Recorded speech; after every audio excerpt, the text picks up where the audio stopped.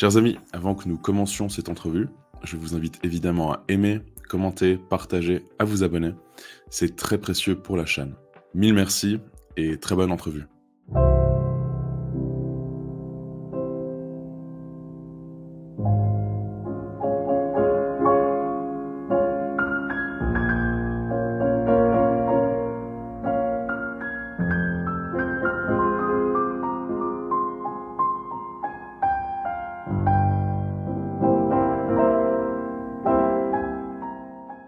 Bonjour à tous et bienvenue dans cette nouvelle entrevue. Nous sommes avec Jean-Louis Harwell. Jean-Louis Harwell est un professeur émérite que j'ai reçu de nombreuses fois déjà sur ma chaîne pour traiter de divers sujets. Mais aujourd'hui, nous allons nous intéresser à cet ouvrage, Culture et contre-culture, publié aux éditions PUF, déjà en 1994. Alors on pourrait dire heureusement ou malheureusement, cet ouvrage n'a pas pris une ride, il est toujours aussi actuel. Donc nous allons traiter de ce sujet qui est évidemment très important, de la culture, de la contre-culture et puis de cette évolution qui, depuis un certain temps, malheureusement, détruit la vraie culture. Mais tout d'abord, cher Jean-Louis Harwell, mille merci d'avoir encore une fois accepté mon invitation. Cher Xavier Mestre, c'est à moi de formuler les remerciements et vraiment c'est sincère. Alors peut-être pour introduire un petit peu cet ouvrage, vous dédiez votre ouvrage à Jean Fourastier.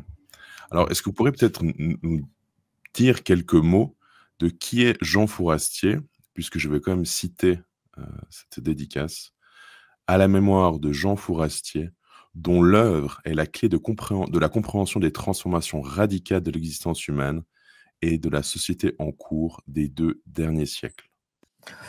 Jean Fourastier est un très grand économiste. Il a été, dans la deuxième moitié du XXe siècle, l'économiste français le plus connu en France et le plus connu dans le monde. C'est en même temps un homme d'une très grande curiosité intellectuelle, d'un très grand souci de culture et je dirais, il était en quête d'esprit. Il était en quête d'esprit, de sens. Il était en quête de sens. Et à côté de son œuvre économique, qui est une œuvre extrêmement technique et novatrice, et très originale, il a développé toute une recherche de type philosophique et moral qui constitue le second volet de son œuvre. Et Fourastier a mis en évidence l'influence du progrès technique dans le domaine de l'économie. Il a dépassé complètement la problématique communisme, libéralisme, pour montrer les effets spécifiques de ce phénomène mis en place par la civilisation occidentale à partir des 17-18e siècles et des progrès techniques. Il a montré les transformations de la condition humaine qui en sont résultées, et ça dans tous les domaines. Il a montré que vers 1780-1800, il fallait un grand nombre d'heures pour gagner 1 kilo de pain. Et qu'à la fin des années 1970, il suffisait d'une minute ou deux de travail pour pouvoir acheter 1 kilo de pain. Et il a montré qu'au fond, toute la condition humaine en Occident et même de plus en plus à travers le monde a changé à cause de ce qu'il a mis en évidence comme étant l'essentiel des phénomènes économiques, c'est-à-dire les progrès de la productivité. Il a montré également qu'un grand espoir économique s'était réalisé. Il a montré aussi qu'on avait pensé que ce grand espoir économique s'accompagnerait d'un grand progrès moral, spirituel, etc., mais que malheureusement, il n'en a rien été. Même le contraire. Voilà, c'est un homme qui est certainement une des. Il était connu et apprécié et admiré de tous des très grands économistes, ses contemporains. Il était le complice et l'ami d'Alfred Sauvy. Il a été vraiment un homme qui a marqué profondément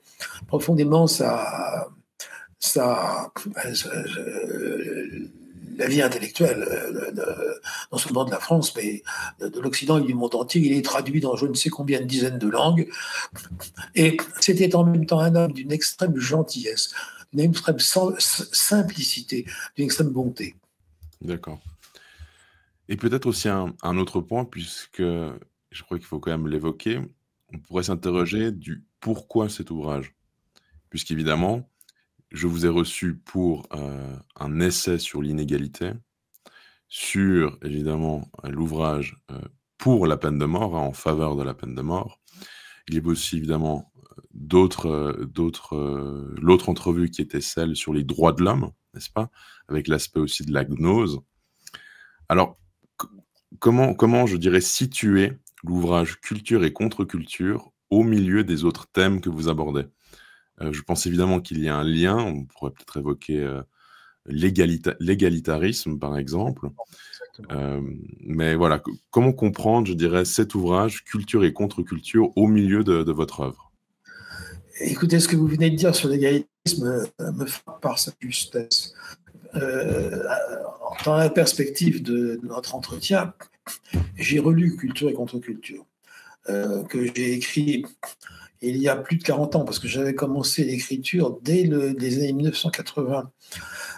J'avais un premier manuscrit prêt dès 1986. Et j'ai mis 8 ans à le faire publier. Il est paru sous une forme modifiée en 1994. Eh bien, j'ai été frappé par la présence, ce fil rouge du thème de l'égalité et de l'égalitarisme qui parcourt ce livre. Et je viens de publier, et vous m'avez invité à ce sujet très aimablement aussi, je viens de publier un nouveau livre sur l'égalité, un nouvel essai sur l'inégalité. Eh bien, en lisant Culture et contre-culture, je me suis rendu compte là qu'il y a des tas d'aspects que j'avais oublié de faire figurer dans le nouveau livre. Parce qu'effectivement, on retombe toujours sur cette question de l'égalitarisme. Toujours. Et en lisant ces pages, en lisant ces pages de Culture et contre-culture, toutes les 2 pages, je tombais dessus. Alors, évidemment, je m'en suis servi de certains aspects, les principaux. Mais il y a d'autres aspects plus subtils de la question égalitariste que je n'avais pas non pas oublié, mais que je n'ai pas fait figurer dans le nouveau livre, qui auraient pu y trouver leur place. Peut-être que ça aurait trop chargé le propos, mais bon, ils auraient pu avantageusement y trouver leur place. Donc c'est vrai, en écrivant le nouveau livre sur l'inégalité, les mensonges de l'égalité, je me suis rendu compte que depuis toute ma carrière d'essayiste, au fond, a tourné autour de cette question du thème égalitaire. J'avais commencé par un essai sur l'inégalité, j'ai écrit récemment et publié Les mensonges de l'égalité, et Culture et contre-culture est plein, tout au long des pages, de retour de cette question de l'égalité et l'inégalité. Alors vous dites à la page 3 que le grand homme de la contre-culture des 60s et de ses annexes européennes, telles que Mai 68, ne fut pas Marx, contrairement aux apparences, mais Nietzsche. Alors, est-ce que vous pourriez peut-être un petit peu développer cette idée pour que l'on comprenne, puisqu'évidemment, de nombreuses personnes évoquent notamment Kluskar et ce fameux freudo-marxisme. Mais vous dites non, il ne faut pas se référer à Marx, mais plutôt à Nietzsche. Alors, pourquoi ? En vérité, je n'ai pas inventé, je n'ai pas découvert moi-même cette chose si importante. Je l'ai trouvée, elle est très bien développée, mise en évidence par le regretté Alan Bloom dans son livre qu'on a traduit en français sous le nom de L'âme des armées, qui devait s'appeler The Closer of American Mind. Et c'est lui qui montre qu'en vérité... Alors, on trouve également certains aspects de cette démonstration chez Luc Ferry. Luc Ferry aussi a mis en évidence l'importance de Nietzsche dans ces phénomènes, au fond, de destruction de la tradition. Nietzsche, dans son rôle de destructeur de la tradition, des évidences de la tradition, le philosophe au marteau, bien, il a tellement bien cassé qu'au fond, le travail de destruction était prêt pour les gauchistes, et que, bien que Nietzsche s'il avait connu le gauchisme, il eût vomi le gauchisme, néanmoins, les gauchistes ont trouvé le travail fait, et ils se sont engouffrés dans je dirais, dans le désastre de pierre brisée du philosophe au marteau. Il y a un autre point aussi qui est évidemment dans le titre, parce que culture est au singulier et contre-culture est au pluriel.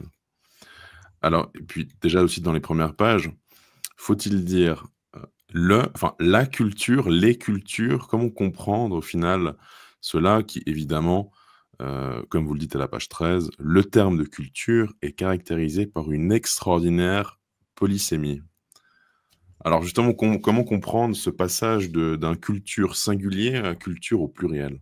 Eh bien, j'essaie tout ce livre est une tentative de démontrer qu'il existe une conception authentique de la culture, une vraie culture, une véritable culture, et que cette véritable culture, elle est attaquée, niée, souillée, dénoncée, combattue, polluée par tout un tas de phénomènes qui ont tous en commun d'être contre la culture et donc d'être, j'ai repris pour les désigner dans leur ensemble, ce terme qui s'était revendiqué comme tel dans les années 60 de contre-culture. La contre-culture américaine des 60s et ses retombées européennes, eh bien, j'ai rattaché à cette contre-culture assumée par ses promoteurs, j'ai rattaché à cette contre-culture assumée par ses promoteurs tous les autres phénomènes que j'ai pu identifier dans leur rôle, dans leur fonctionnement contre-culturel, et j'y ai inclus des choses très variées, puisque ça va de l'idéologie à la technique. Très bien. Alors là, je veux quand même insister sur le point, à la page 28-29, sur l'égalitarisme. Puisque vous dites deux choses. L'égalitarisme poursuit obstinément son obsession de prendre aux riches pour donner aux pauvres.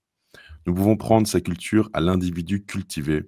L'égalitarisme lui confisque le statut de supériorité lié à la culture en faisant bénéficier l'ensemble de la société de ce terme valorisant. Le sens large du mot culture met tout le monde à égalité, sur un mode parfaitement illusoire et dérisoire. Et un peu plus loin, sciemment, l'égalitarisme culturel ne vise qu'un but négatif, qui est l'abaissement de la culture, la déculturation de la société.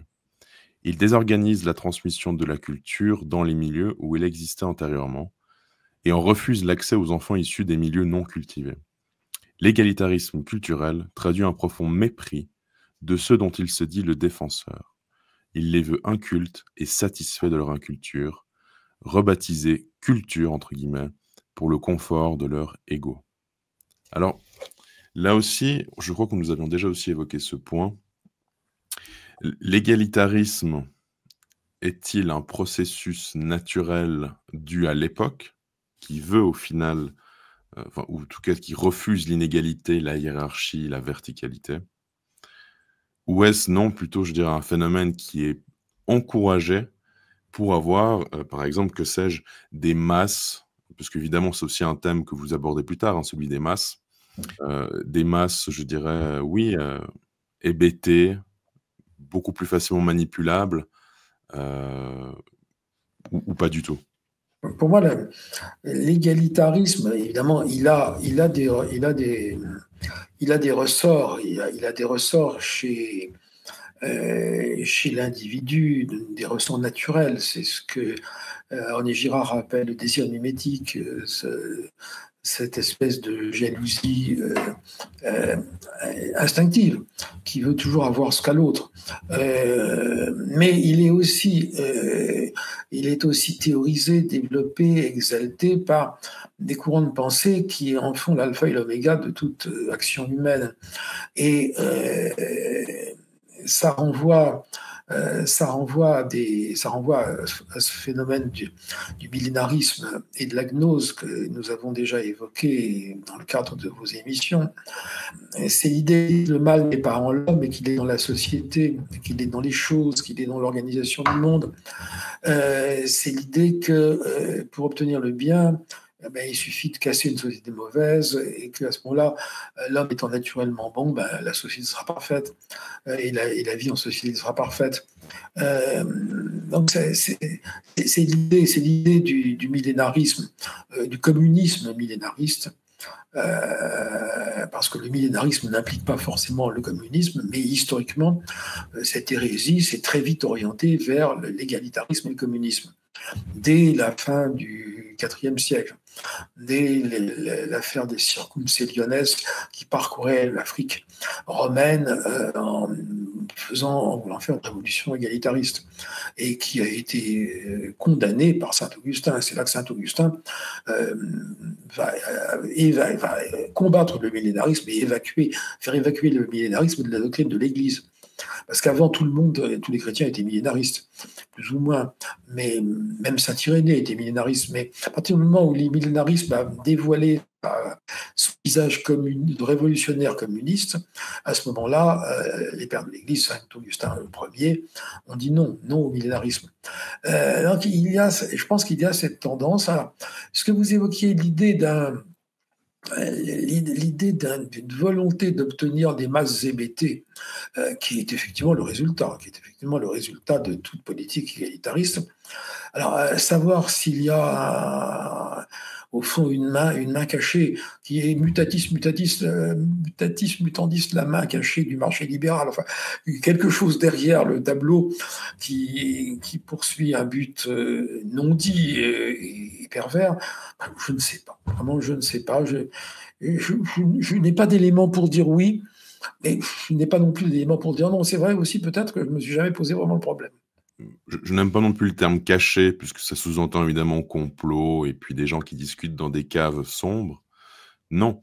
Mais ce que je veux dire, c'est qu'il y a une promotion de l'industrie du divertissement, hein, comme vous le rappelez aussi dans votre ouvrage, hein, de ce terme industrie du divertissement, notamment à la télévision, aux heures de grande écoute.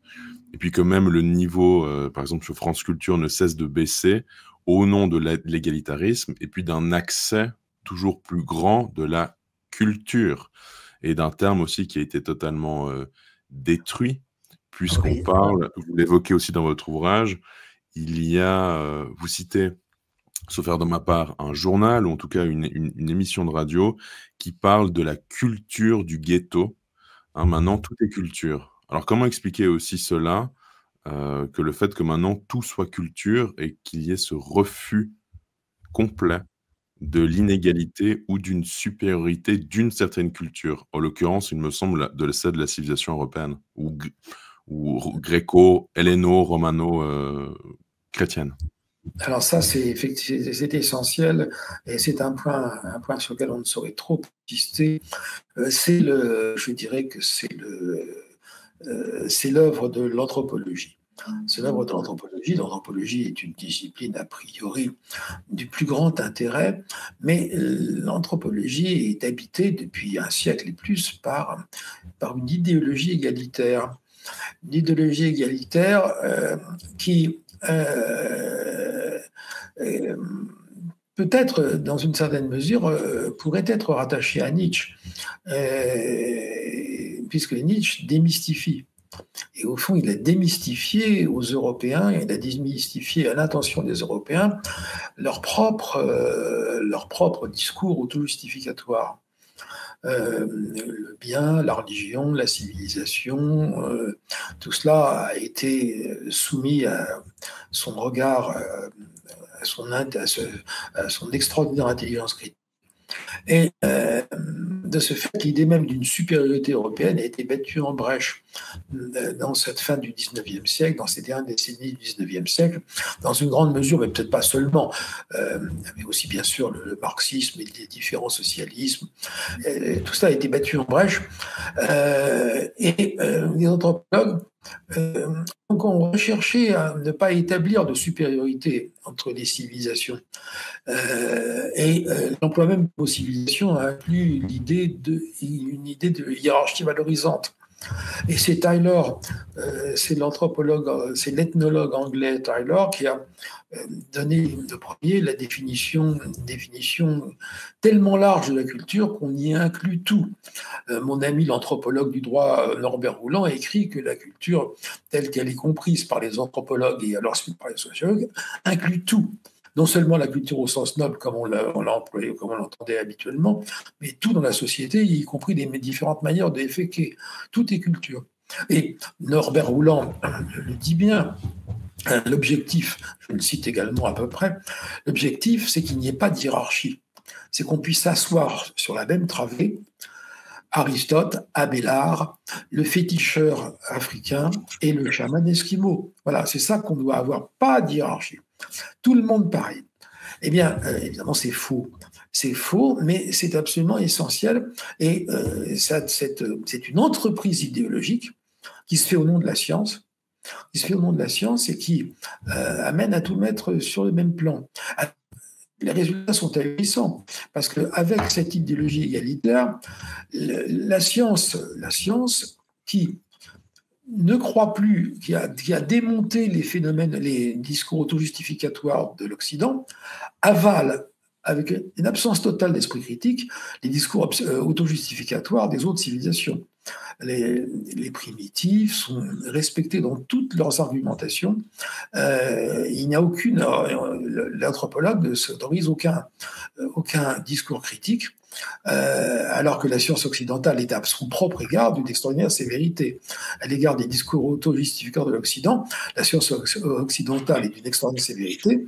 Au contraire, à l'égard des autres peuples, des autres civilisations, eh bien, elle est d'une bienveillance et d'une neutralité bienveillante absolue. Et le résultat, c'est qu'effectivement, et ça se retrouve ensuite dans la sociologie, Max Weber, sous l'influence d'une certaine manière de Nietzsche et aussi de l'anthropologue Boas, Max Weber va interdire tout jugement de valeur, la proscription du jugement de valeur. Alors Weber est très embêté parce que il sent bien que l'affaire du jugement de valeur qu'on a supprimé, ça pose un problème par rapport à la réalité. C'est pour ça que Weber a inventé l'antithèse entre l'éthique de la conviction et l'éthique de la responsabilité, pour bien montrer qu'il y a quand même des réalités, au-delà des discours et de l'égalité des discours, l'égalité qu'on veut accorder au discours. Il montre bien qu'il y a des réalités, d'où son invention des deux éthiques.